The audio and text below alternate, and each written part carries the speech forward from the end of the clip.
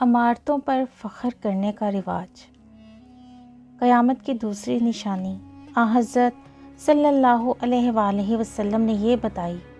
کہ ننگے پیر پھرنے والے اور ننگے بدن رہنے والے اور تنگ دست لوگ جن کے پاس تن ڈھانکنے کو نہ کپڑا ہو اور نہ پیر میں ڈالنے کو جوتا ہو، اور بکریاں چرانے والے اونچے اونچے مکانات بنا کر فخر کرنے لگیں گے۔ اس کے دو مطلب ہو سکتے ہیں، ایک تو یہ کہ انقلاب رونما ہوگا اور ایسے تنگ دست لوگ جن کے پاس تن ڈھانکنے کو کپڑا نہ ہو اور پیر میں ڈالنے کو جوتا نہ ہو اور ان کا گزارا دیہاتی زندگی پر ہو، بکریاں چرا چرا کر گزارا کرتے ہوں، ان کے پاس مال کی فراوانی ہو جائے گی اور اپنی کم سمجھی کی وجہ سے ان کے نزدیک اس مال کا مصرف بس اس سے زیادہ نہ ہوگا، اسے مٹی اور گارے میں لگا لگا کر مکانوں کی بلندیوں پر فخر کریں۔ دوسرا مطلب یہ ہو سکتا ہے کہ اپنے تنگ دست اور فقیر ہوتے ہوئے بھی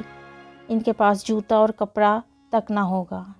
بھیک مانگ مانگ کر اور بکریاں چرا چرا کر تھوڑا بہت جمع کر کے اور پیٹ کاٹ کاٹ کر بلند مکان بنائیں گے اور آپس میں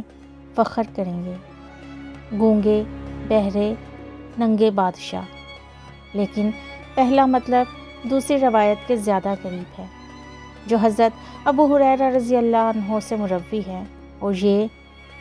جب تو ننگے پیر ننگے بدن والے گونگے بہرے لوگوں کو دیکھے تو وہ زمین کے بادشاہ بن گئے۔ اس حدیث سے معلوم ہوا کہ تنگ دست اور مفلس لوگ جو اخلاق میں اتنے گرے ہوئے ہوں کہ حق سننے سے بہرے اور حق بولنے سے گونگے ہوں گے، ان کو اقتدار مل جائے گا اور دولت ملنے پر بلند مکانات بنا بنا کر اپنی بڑائی جتائیں گے۔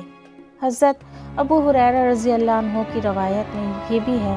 کہ رسول اللہ صلی اللہ علیہ وآلہ وسلم نے فرمایا کہ قیامت کا علم ان ہی 5 چیزوں میں ہے جن کو اللہ کے سوا کوئی نہیں جانتا، جن کا ذکر سورہ لقمان کی آخری آیت میں ہے۔